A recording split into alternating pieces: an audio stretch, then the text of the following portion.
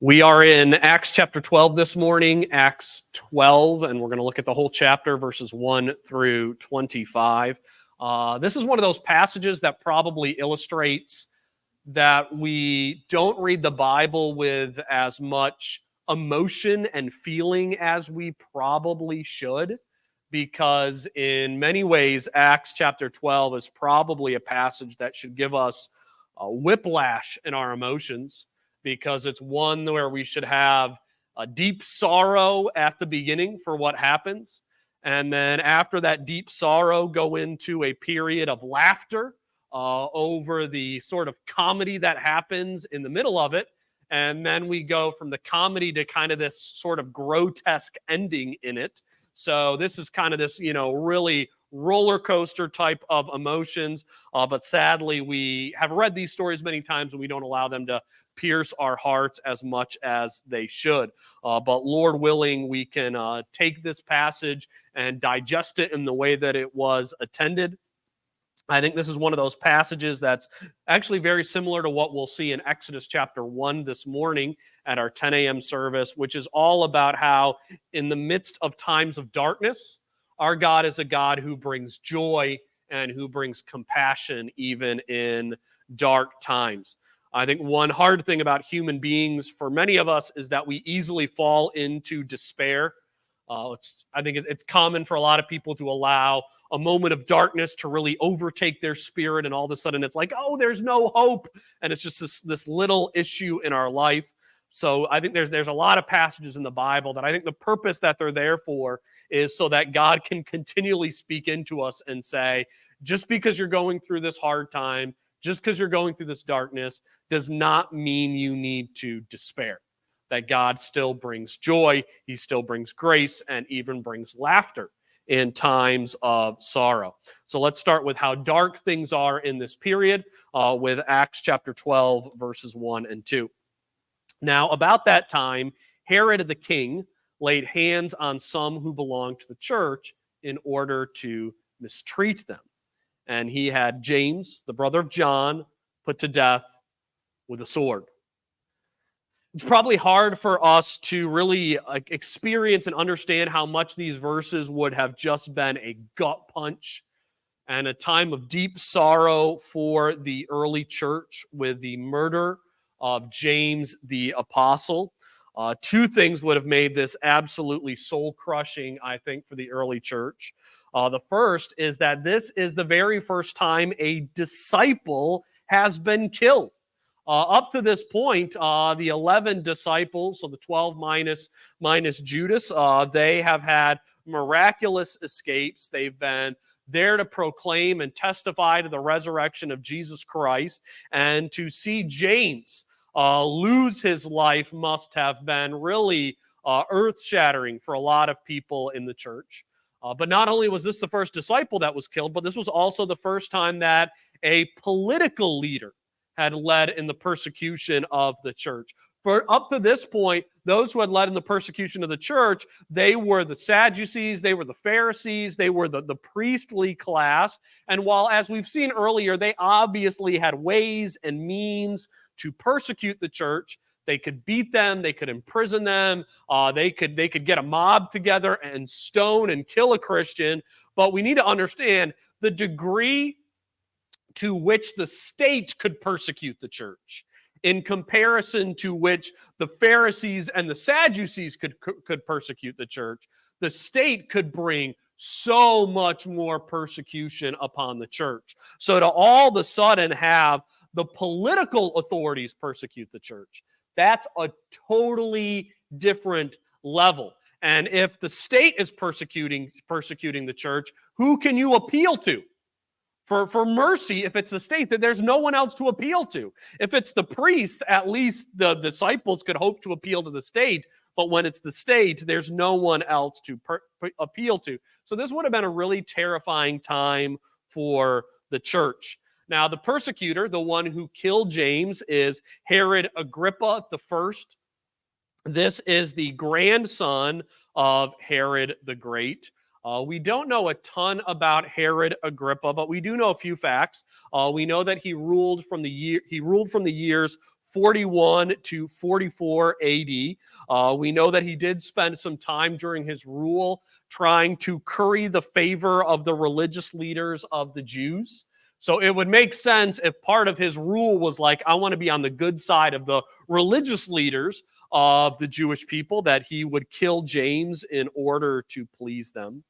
The text also says that James was killed by the sword, and that was sort of the standard way that if a church killed someone by the sword, it was the standard way to say that they were beheaded for this time period. So James probably most likely lost his head. This is also, just to make sure we're clear and that everybody knows, this is James, who is the brother of John. This is one of the two sons of Zebedee.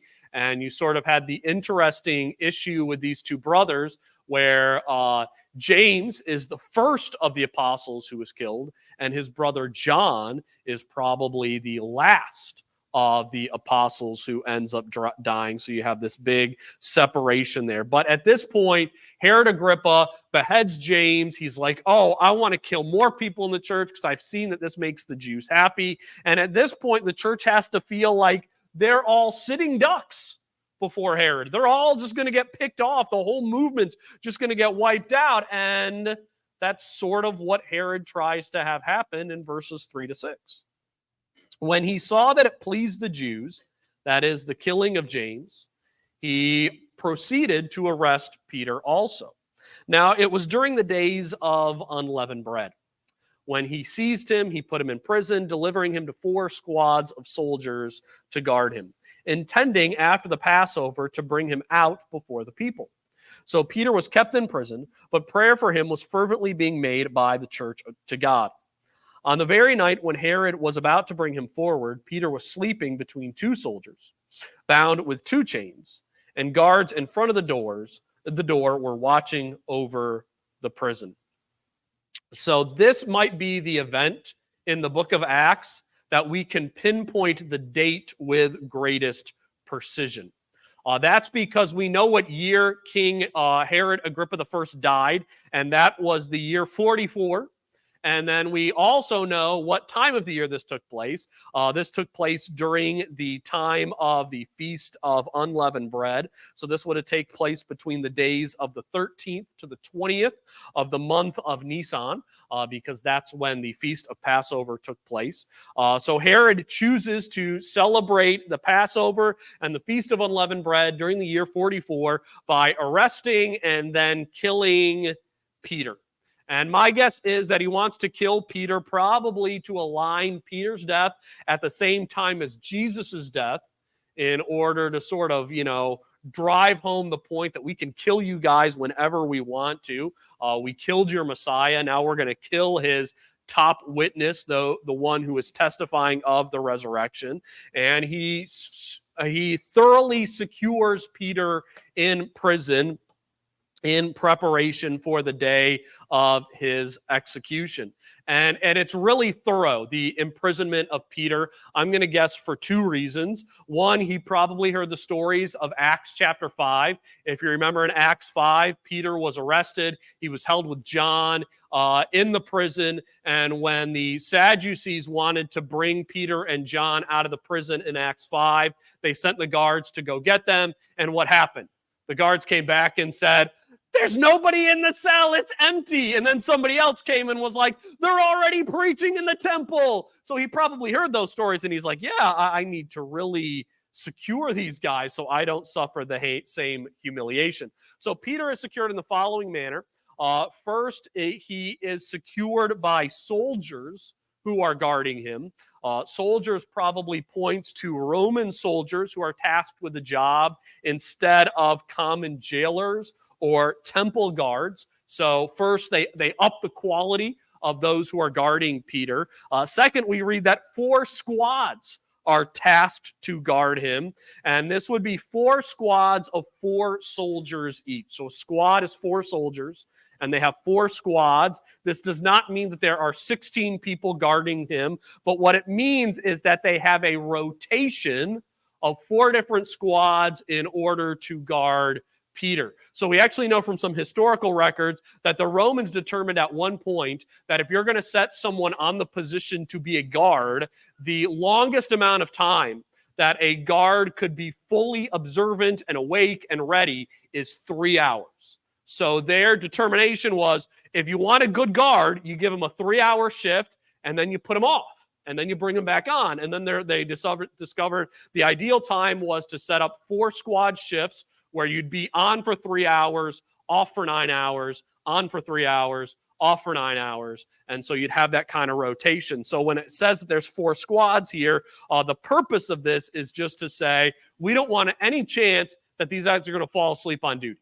We want them awake. We want them alert. So they're only going to need to work in these 3-hour shifts. So again, Herod is ensuring that what happened here at the story of the resurrection of Jesus isn't going to happen here. We're not going to have guards nodding off, falling asleep, and then some story of the body being taken away. We're going to make sure that the guards are going to be awake and ready all the time because we're going to keep Peter secured.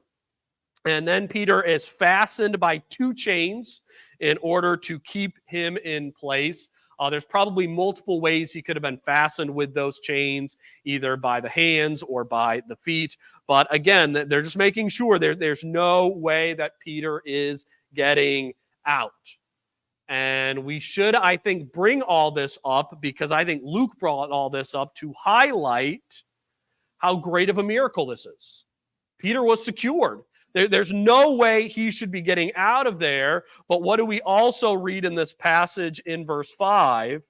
But prayer for him was being made fervently by the church to God. So we have these 2 things happening in these verses. Herod does everything possible to secure Peter, and the church is doing everything possible to rescue him. And what's the only thing possible that they can do? Pray fervently. And then we see the result in verses 7 through 12. And behold, an angel of the Lord suddenly appeared, and a light shone in the cell. And he struck Peter's side and woke him up, saying, "Get up quickly!" And his chains fell off his hands. And the angel said to him, "Gird yourself and put on your sandals." And he did so. And he said to him, "Wrap your cloak around you and follow me." So he went out and continued to follow, and he did not know what was being done by the angel was real, but thought he was seeing a vision. When they had passed the first and second guard, they came to the iron gate that leads into the city, which opened for them by itself. And they went out and went along one street, and immediately the angel departed from him. When Peter came to himself, he said, "Now I know for sure that the Lord has sent forth his angel and rescued me from the hand of Herod and from all that the Jewish people were expecting." And when he realized this, he went to the house of Mary, the mother of John, who was called Mark, where many were gathered together and were praying. So the angel comes and awakens Peter to lead him out. Now, some have tried to make the point reading this that Peter sleeping illustrated to the point that Peter was just totally confident in God. He was so confident he could sleep the night before he was to be executed. Now maybe that's true, but I also think there's a possibility that maybe Peter was just exhausted from all that was going on in his life and basically just passed out at this point.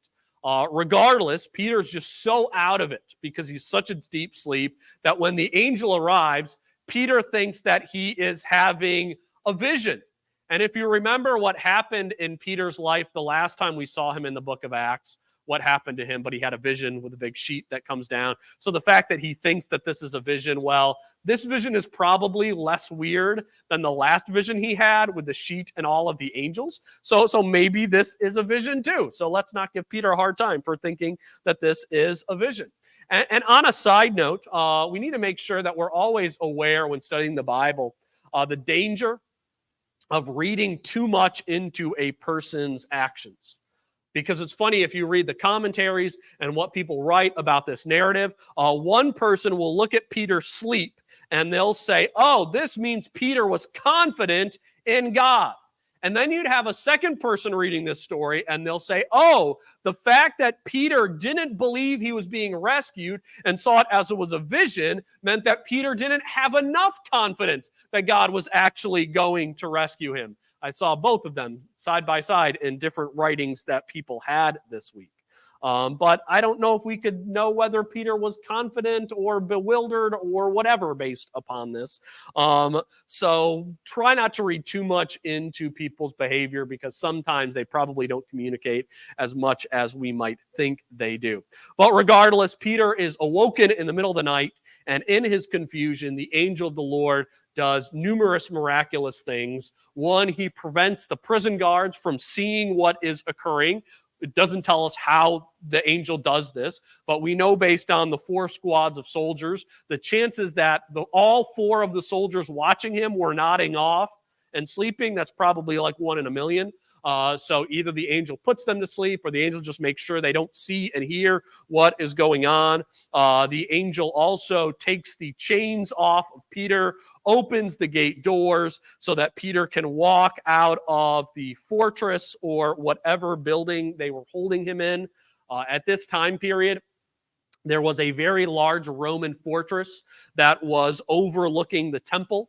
And since we read earlier that Peter was being held by soldiers and that Herod's really going over and beyond in order to guard Peter, most likely he's probably being held in that Roman fortress, which would mean that not only did Peter probably have to walk by the squad of soldiers that were holding him, but probably had numerous other checkpoints where he just had to walk by with that angel and nobody saw what was going on as he walked out in the middle of the night. And all of a sudden, Peter finds himself outside the fortress. And I'm just assuming he's just looking around like, oh, this is really weird. Like, you know, he's hearing the typical sounds of a city in the middle of the night. He's free. He's not going to die. What Peter and the rest of the church were expecting was not what ends up going to happen. God had plans and God freed Peter. We also need to remember, in light of the words of Jesus Christ, how important this deliverance of Peter was, because Jesus prophesied the following of Peter in John 21:18-19. Jesus said, "Truly, truly, I say to you," that's to Peter, "when you were younger, you used to gird yourself and walk wherever you wish. But when you grow old, you will stretch out your hands and someone will gird you and bring you where you do not wish to go." Now he said this, signifying by what kind of death he would glorify God. And when he had spoken this, he said to him, "Follow me." So the key of Jesus' prophecy in John chapter 21 was that Jesus was saying to Peter, Peter, when you die, you're going to be old. How old are you going to be? You're going to be so old, you're going to need other people to help you put your clothes on. You're going to be at that age before you die. Other people will guide you to where you need to go. Peter wasn't at that age yet here at this point. He had another 20 years to go to get to that point. So this is actually a fulfillment of the word and the prophecy of Jesus Christ. So if we're looking at those fulfilled prophecies in Scripture, this passage in Acts 12 actually leads to the fulfillment of what Jesus said about Peter in John chapter 21, verses 18 through 19. And then once Peter's free, he needs somewhere to go. So he goes to one of the homes where the church in Jerusalem is gathering, and that is the home of Mary. And this Mary is not the mother of Jesus. Sometimes it drives me crazy how repetitive the names were during that time period. All the Marys, all the Johns, also all the Jesuses. It's like, come on. But he goes to Mary, who is probably not even one of the Marys who was one of the witnesses at the resurrection, but this is Mary, who is the mother of John Mark. And once we get to this story, this one almost just tells itself, one of the best comedy moments in the New Testament in Acts 12:13-17. And when Peter knocked at the door of the gate, a servant girl named Rhoda came to answer. When she recognized Peter's voice, because of her joy, she didn't open the gate, but ran in and announced that Peter was standing in front of the gate. And they said to her, You're out of your mind. But she kept insisting it was so. And they kept saying, it is his angel. I don't know where they got that weird doctrine from. But Peter continued knocking. And when they opened the door, they saw him and were amazed. But motioning to them with his hand to be silent, he described to them how the Lord had led him out of prison. And he said, report these things to James and the brethren. Then he left and went to another place. So a servant girl named Rhoda goes to open the door. She doesn't actually open it, just answers it. Hears Peter's voice on the other side. And just, precious Rhoda. You just got to love this girl. Rhoda is actually a Greek name. It's one of the most popular names during that time period because Rhoda means rose. So she could be a Gentile servant because it's a Greek name living in that home, or she could be a Hellenistic Jew living with this Jewish Christian family. But when she hears Peter at the door, just so excited. And who can blame her for being so excited that she just runs into the rest of the house to be like, I can't believe it, Peter's there. And she receives this response that, like, man, doesn't your heart kind of break a little bit for poor Rhoda? Like, at the one hand, like, it's sort of understandable, like who's going to believe that Peter's there? But also at the same time, like it's kind of rude because the first response isn't that, no, dear, it's probably just his angel. But the first response is, you're out of your mind. Like, oh, poor Rhoda. Like, which kind of adds to the comedy a little bit, because you'd like to think that after Peter came in, like, probably the leaders of that, prayer gathering probably needed to go to Rhoda and be like, yeah, I'm sorry, we were totally in the bad there. But the key thing that this is showing in this comedy is that this miracle just stunned everyone. Like, this miracle was a shock to every single person involved. It was a shock to Peter because he thought it was a vision that he was going to be set free. It shocked Rhoda because she ran back into the household to tell them about Peter. It shocked those who were praying for Peter's deliverance that God actually answered their prayers, which is another reminder for us that if we're praying for God to do something, and if we're like, I don't know if God can answer this prayer, like, I don't really think he's going to do it, it just seems too much, that's not a reason not to pray. If you doubt that God can follow through on your request, your doubt is not a reason to stop praying. You should just pray while holding on to the doubt. Because was anyone in this story actually praying, believing that God was going to answer their prayers? No, they were all shocked. Peter didn't think God was going to deliver him. The people praying, when they heard Peter was at the door, they weren't like, oh, obviously Peter's at the door. We were praying for it and God answered our prayer. No, when they heard that God answered their prayer positively, their response was, you got to be crazy. God wouldn't do that. But they prayed anyway. So this shows us that God takes our prayers even when we're doubting, and he does good things out of them. So don't allow your doubts to stop you from praying, because God still answers the prayers of those who doubt. Praise the Lord. Now, a note on verse 17, Peter, as he's going to get out of town because he does not want to, I think, test God and continually get imprisoned and possibly get killed, he tells the leader, the people there, to inform James and the brethren. Now, James, the brother of John, just got beheaded, so it's obviously who this James is. This is James, the brother of Jesus. And this is probably the clearest passage included with the Jerusalem Council passage, but this one even more so, that James has moved into the leadership position in the Jerusalem church, which again shows us that Acts does not go the way that we might expect, because we have Paul leading the first missionary journeys, not one of the disciples. Then we have James taking leadership of the Jerusalem church, not one of the disciples. And let's be honest here, thinking about the disciples. The disciples are probably not ideal leadership material. These guys are fishermen, they're day laborers, but even though they're not leadership material, that does not hinder the spread of the church.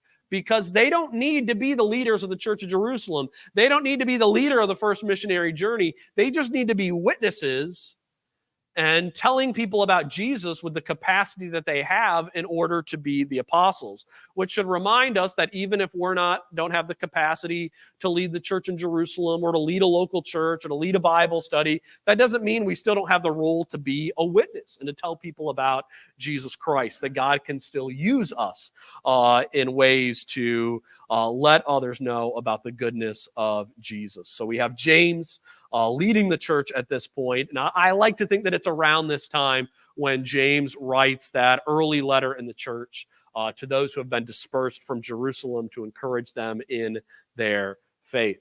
And then now we get another story, which is just an odd one, but it is important because it again demonstrates that the book of Acts is a book of history. So Acts 12, 18 through 23. Now, when the day came, there was no small disturbance among the soldiers as to what could have become of Peter.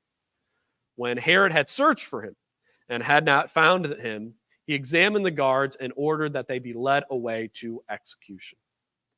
Then he went down from Judea to Caesarea and was spending time there.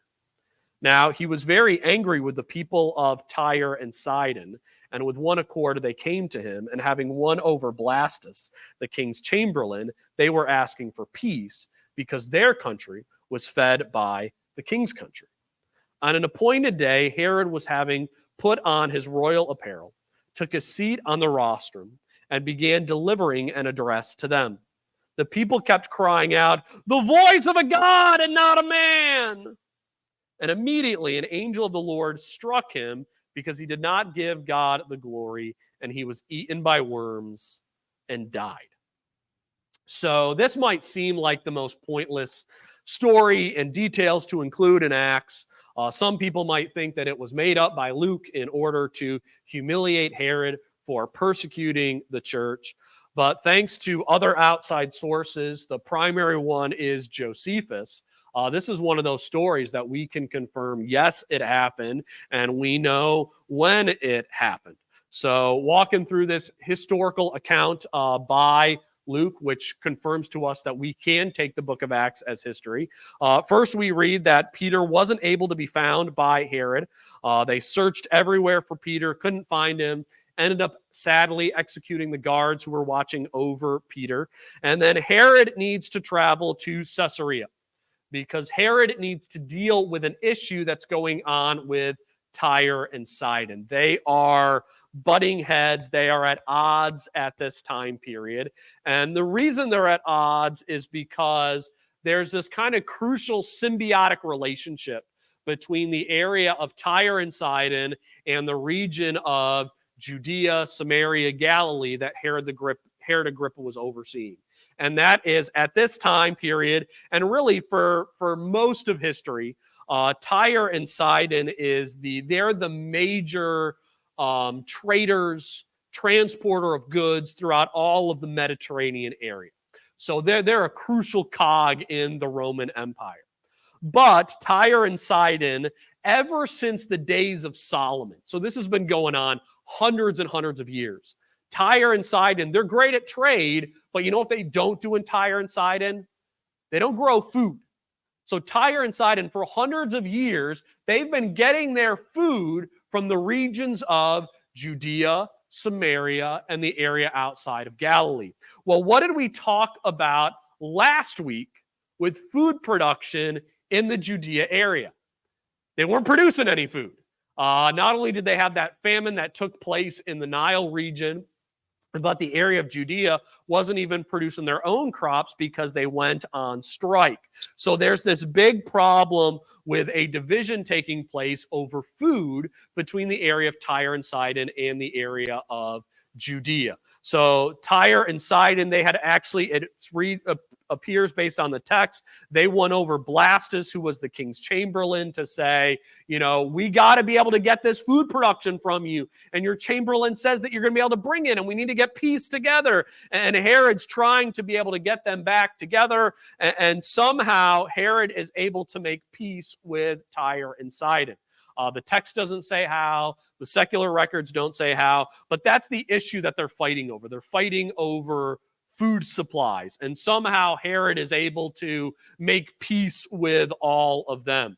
And after Herod's able to make peace in the area between Tyre and Sidon and the area of Judea, then Herod goes to take his seat on the rostrum in the place of Caesarea.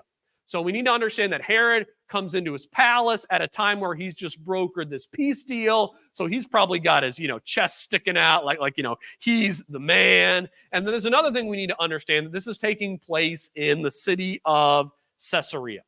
Now, Caesarea was one of the wonders of the ancient world. What Herod Agrippa's grandfather, Herod the Great, did with Caesarea was magnificent. The images that you see on the screen are from the Creation Museum, from their work Borderland. They created some 3D images of what Caesarea looked like during this time period. And just looking at this city, it is amazing.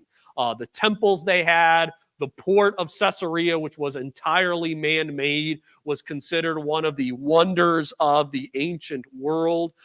This city would have wowed anybody who went to see it during that time period. And one of the most beautiful locations in all of Caesarea was the Temple of Herod, the Palace of Herod that was located in that city. So look at that area where Herod would have gone up to speak to his people. So it's got these great columns, this beautiful, pool in the middle of it. And then on top of that, Josephus says that when Herod came out, Herod was wearing a garment that was made entirely of silver. And Josephus writes that the sun reflected on this garment. The sun reflected off the water onto the garment even more so that when Herod walked out, to the appearances of the crowds, he literally looked like he was shining. And he was glowing because of the clothes that he was wearing. And so Josephus confirms with Luke that when Herod came out, the people were just like, oh, this is not a man, this is a god. Look at him, he's shining. And Herod, of course, sticks his chest out and he's like, you got that right. I'm no man like you peons. I am also a god. And of course, the Lord did not appreciate this very much. So the Lord punished him for accepting this praise, and the Lord struck him with worms. Beginning that day, Herod had terrible stomach issues, and those stomach issues lasted for a period of 5 days of agony. And after 5 days of agony, Herod finally died. Both Josephus and Luke testify that he died of worms in his stomach and in his intestine. Just sounds like a terrible, awful way to die, 5 days of worms. And this passage shows us God's judgment on the boastful. And it also shows, again, that any time that there is an account that Luke has in Acts, and we have another historical rendering of that same event, Luke's right. He is just a great historian. And so you have here once again showing that this is an accurate book with this story. So I think there are these places in Acts where we just have these little extra details. And I think there's God's way to say to us, you can trust what Luke is writing here in Acts. And then we end the chapter with another short description of the growth of the early church. And that's in verses 24 to 25. But the word of the Lord continued to grow and to be multiplied. Barnabas and Saul returned from Jerusalem, where they had fulfilled their mission, taking along with them John, who was also called Mark. So I think these verses are important because they are the launching pad for the first missionary journey. But we see here the continued expansion of the early church. We need to remember that for us, while these summary statements look like they're coming one after the other, and it's like, why repeat what you just said? We need to remember that in reality, we have over a decade at least that has gone by between Pentecost and Acts chapter 12. So while for us, these summary statements look like they might be one after another, there's more than a year that goes by probably between each and every one of these statements. And they're simply showing that the church is continuing to multiply and not only growing, but we also have the small notes that we now have together. Saul, Barnabas, and John Mark together in Antioch, with the significance that this is going to be the first missionary team that is going to go out. They are now assembled. And I think this is probably a good place to bring out the change in Paul's name. We're going to see it next week in Acts chapter 13. Saul is going to transition from the name of Saul to the name of Paul. And just want to make a note, so we don't need to go through it next week, because next week's passage is a lot longer than this week's. So I want to add it here in this week's study. But just to make sure that we're clear on this, I don't know if this is a detail that overly matters. But the changing of Saul's name to Paul is not like the changing of Simon's name to Peter, or Barnabas picking up the nickname of Encourager. There's actually no significance to the change of Saul to Paul. In fact, Saul and Paul are the same exact name. Saul is how you pronounce his name in Aramaic or in Hebrew. And then if you say the name Saul in Greek, you're going to say Paul with how they pronounce it. So it's just the same name. So it's like saying, like for instance, you take Jesus's name. If you say Jesus in Hebrew, you say Joshua. You say Jesus in Aramaic, you'll say Yeshua. They're all the same name. They're just different pronunciations based on the different languages. And Saul and Paul, same name. One is the Aramaic or Hebrew pronunciation. One is the Greek pronunciation. So why is Luke going to change names in the middle of Acts chapter 13? It's because Saul is going out of the Aramaic-speaking area into the Greek Gentile area, and so he just changes his name based on how people will pronounce it during that time period. So there's actually really no significance to Saul's name other than the fact that it might indicate where he's at, the main focus of his ministry.